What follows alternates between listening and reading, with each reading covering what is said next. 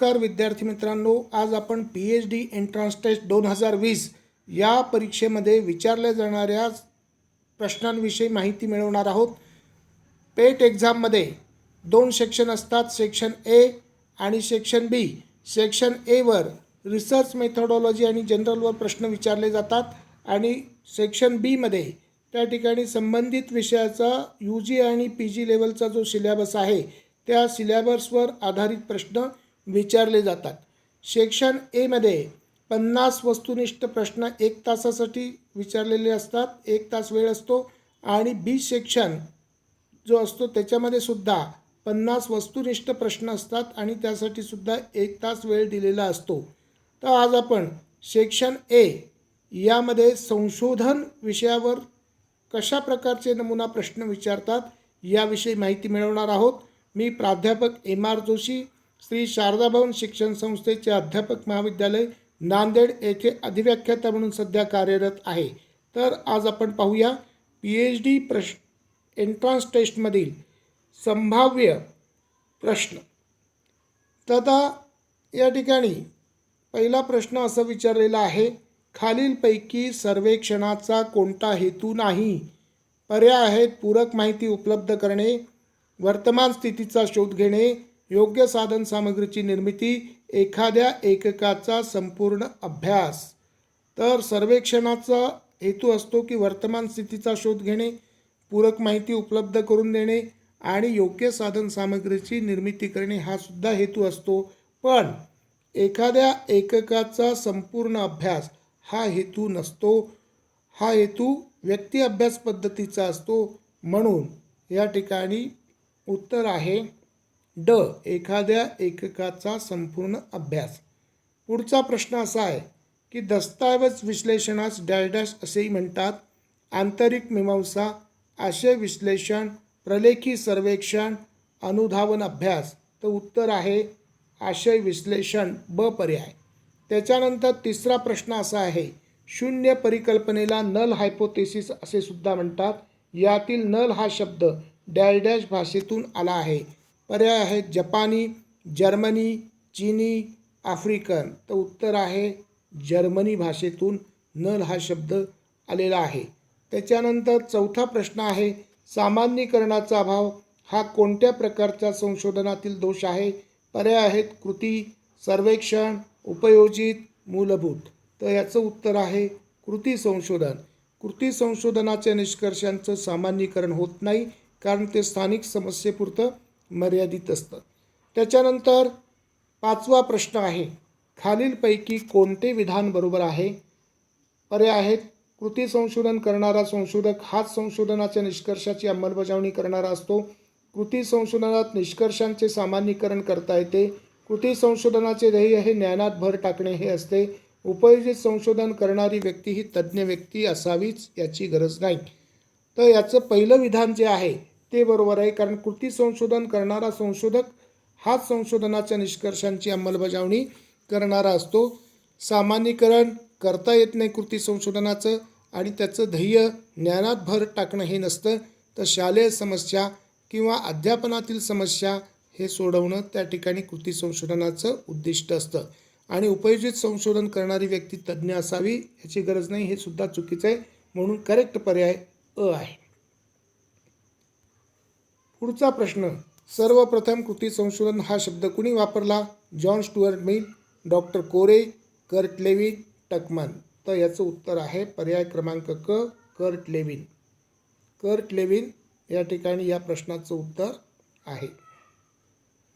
त्याच्यानंतर सातवा प्रश्न आहे, आपले निर्णय आणि उपक्रम यांच्या संदर्भात मार्गदर्शन मिळावे, त्यात सुधारणा व्हाव्यात आणि त्यांचे यथार्थपणे मूल्यमापन व्हावे याकरता व्यावसायिकांनी आपल्या समस्यांचा शास्त्रीय पद्धतीने स्वतः अभ्यास करण्याचा प्रयत्न करणे म्हणजे कृती संशोधन होय।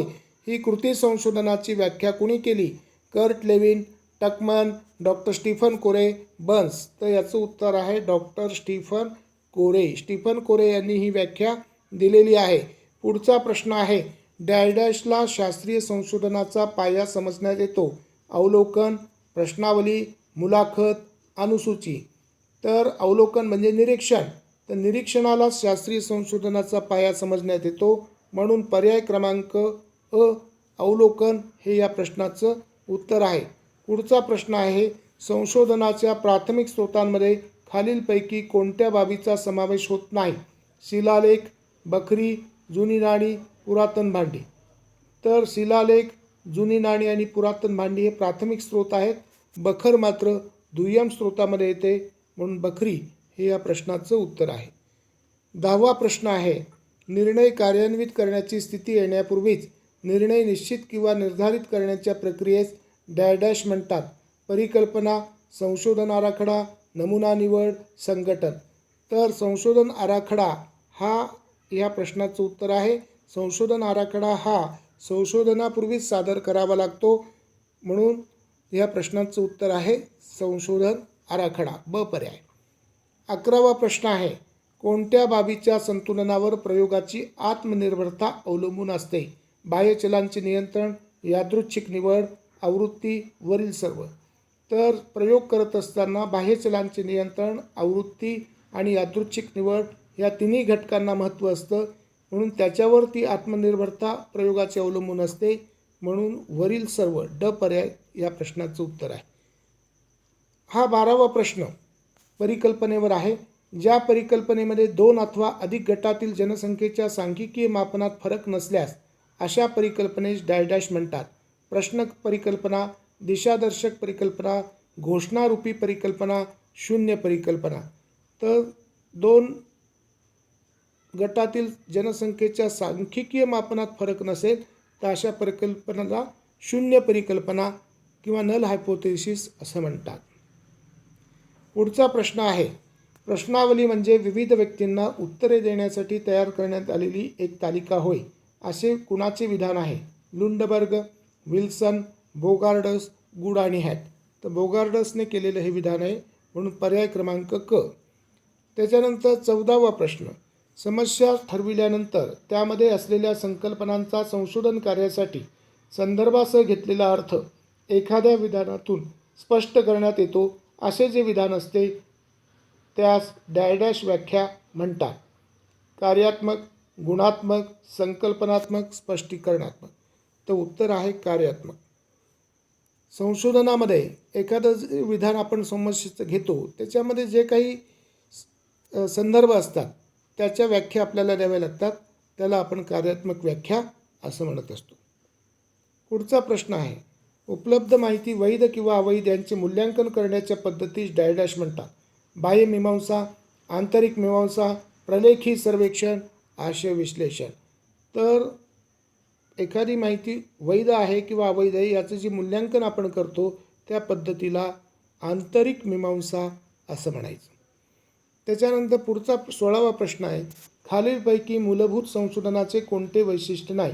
व्यावहारिक उपयोगिता जास्त असते, संशोधन हे दीर्घकाळ चालते, या प्रकारच्या संशोधनातून सिद्धांत व कल्पना प्रस्थापित होतात, या संशोधनातील समस्या ही व्यापक स्वरूपाची असते. तर मूलभूत संशोधन हे ज्ञानासाठी ज्ञान म्हणून केलं जातं, कधीकधी त्याचा व्यावहारिक उपयोगसुद्धा नसतो, म्हणून पहिला पर्याय त्या ठिकाणी येऊ शकत नाही, म्हणून व्यावहारिक उपयोगिता जास्त असते हे वैशिष्ट्य मूलभूत संशोधनाचे नसते. चांगल्या न्यायाधीशाचे वैशिष्ट्य कोणते? प्रातिनिधिकतेचा अभाव, जनसंख्येपेक्षा थोडा लहान, पक्षपात व पूर्वग्रहापासून मुक्त, संशोधन उद्दिष्टांशी असंबंधित. तर प्रातिनिधिकता असली पाहिजे, म्हणून पर्याय क्रमांक 1 येत नाही. जनसंख्येपेक्षा पर्याप्त आकार असला पाहिजे, थोडा लहान हे सुद्धा चुकीचं उत्तर येतं. संशोधन उद्दिष्टांशी असंबंधित हे सुद्धा चुकीचं येतं, म्हणून पक्षपात व पूर्वग्रहापासून मुक्त हे पर्याय त्या ठिकाणी योग्य आहे. चांगलं न्यायादर्श जो आहे तो पक्षपातापासून व पूर्वग्रहांपासून मुक्त असला पाहिजे, म्हणून हे त्याचं वैशिष्ट्य आहे.